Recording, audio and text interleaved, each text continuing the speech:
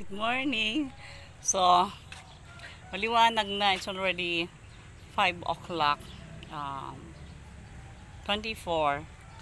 Ayan. Sobrang aga ko, alas 4, kaya madilim pa. So, ayan. Sa pagre-restore kasi nito, nakita nyo naman yung first day. Hanggang ngayon, 24 days ko na. If I'm not wrong, it's 24 days or check ko na lang kung hindi 24, 25. So hindi lang yung halaman yung ni-restore ko, kundi pati yung mga gamit, kasi dati po itong garden cafe. So ayan, naglilinis ako ngayon ng upuan. Kita nyo kung gaano siya kadumi. Ganyan siya kadumi. So yan din, pati yung table nilinisan ko.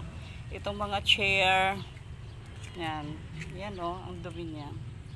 So yun, malinis na yun. Ito na lang, dalawa na lang yung aking lilinisan. Ang aga ko kasing, sabi ko, mas maganda maaga kasi yung tubig. Kasi ganito, may pasok na. 5 o'clock sometimes, hindi na umaakyat ng tubig. Kasi nasa rooftop ako, nasa 4th floor. So makikita ninyo yung aking mga nilinisan na yan. This chair, so malilinis na sila. Talagang sobrang dumi nila kasi biruin nyo naman, 2 years, I think, hindi pandemic pa.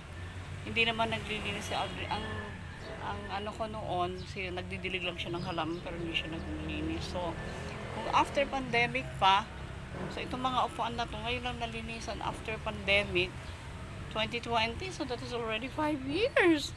So kaya sobrang dumi talaga niya. So ayan, eto dati talaga ang gulo nito, hindi ko nga alam kung paano ko siya aayusin. Ayan, hindi ko pa nga naaayos. So ang dumi, diba? Last ko na lang siguro tong lilinisin. Yan, itong glass na to. So inuna ko muna yung mga table, yung chairs, ayan. So marami pa ako dun sa bodega pero okay naman yun.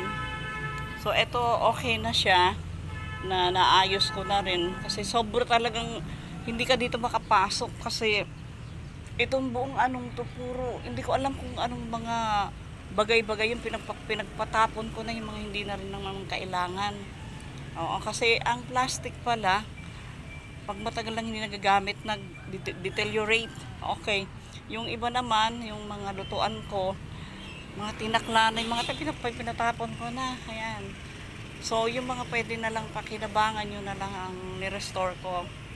Kasi alam nyo, itong upuan na to, nung bilihin ko, this is only 250. Nung magtanong ako ngayon, nasa 550 na ang isa. So, sabi ko, dapat, matibay kasi talaga siya. I-re-restore ko. Ayan. Eto.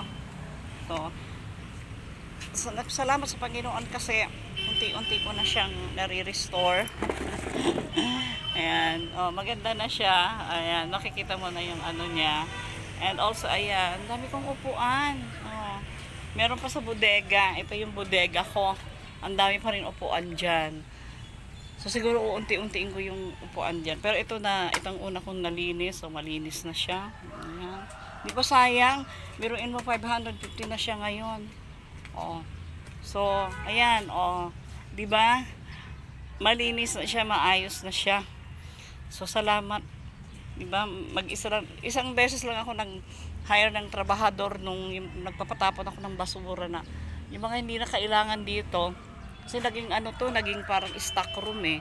So, pinagpatatapon ko na kasi hindi ako nakakapasok eh. Sabi ko, nakakatakot na kung ano na nandyan. So, eto na siya. Yung mais natin, malago na. Naitanim ko na rin yung ating kamyas. Ayan, eto. Siguro mamaya, pwedeng taniman ko ng kamote. Kasi yung itatanim kong kamatis, medyo maliit pa. Baka matunaw sa ulan. So, kamote. Ayan.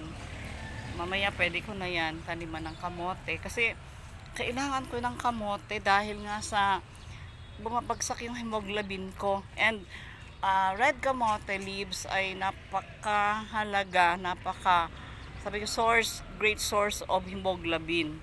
At ito na rin yung ating mulberry. Mulberry po yan. So, isang hilera din yan ng puro mulberry. At ito na yung pechay natin, no? Mga 1 week pa pwede na mag-harvest.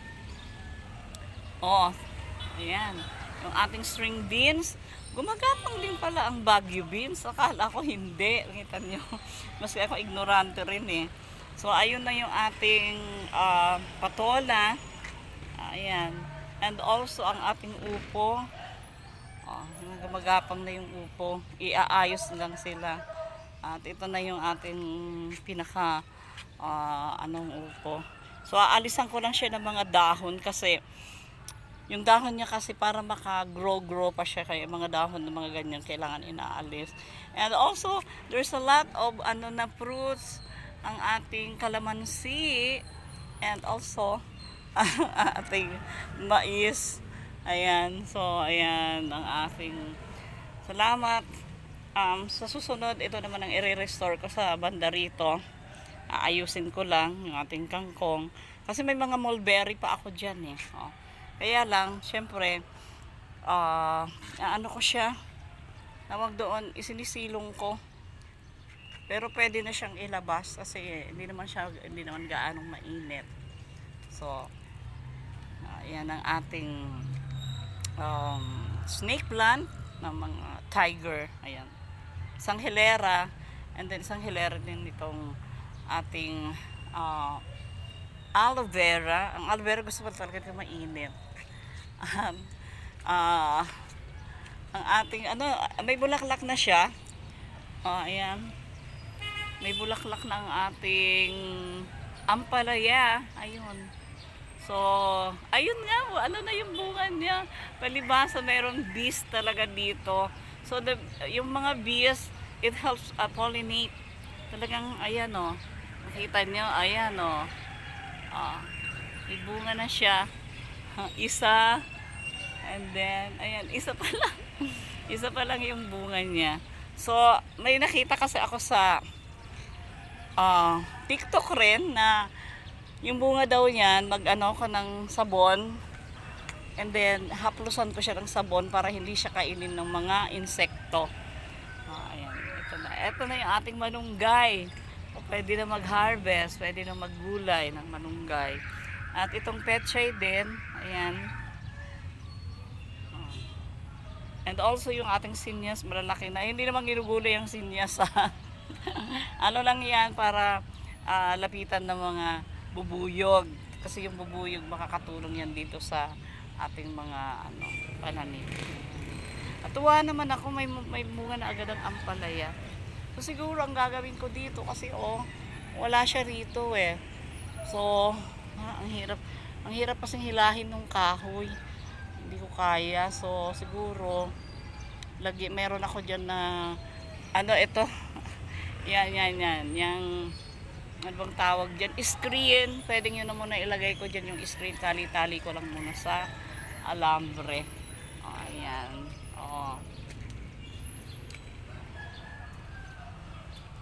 So ang ganda, alam mo yun, napakaganda.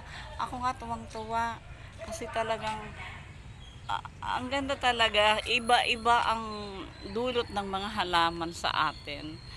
Talagang siya, nakakapagpa-relax. Mawawala yung mga stress mo sa buhay. Hindi ba napaka-stress po ng buhay dito sa city? Di ba? Kasi lahat dito binabayaran, lahat binibili. So very stressful. Hindi lang yun, syempre, ang daming alalahanin, yung mga tunog ng sasakyan, yung mga usok, o at least if you have this plan, so I'm encouraging you na kung mayroong mga paso kayo, kahit yung mga lang na soft drinks, yan, di ba may mga nagtatanim, magtanim kayo, lalo na ang pechay, kahit kaunti lang ang lupa, nabubuhay siya. And also, ayan, ito na yung ating mulberry. Ang mulberry ay hindi mahirap alagaan. So pag medyo malaki na siya, I have my live. Pwede ko kayong padalhan pag malaki na siya. Kasi lang naman to eh. Nakita nyo, stem lang yan, cuttings lang. Hindi siya alagain. Itanim nyo lang yung cuttings. Itusok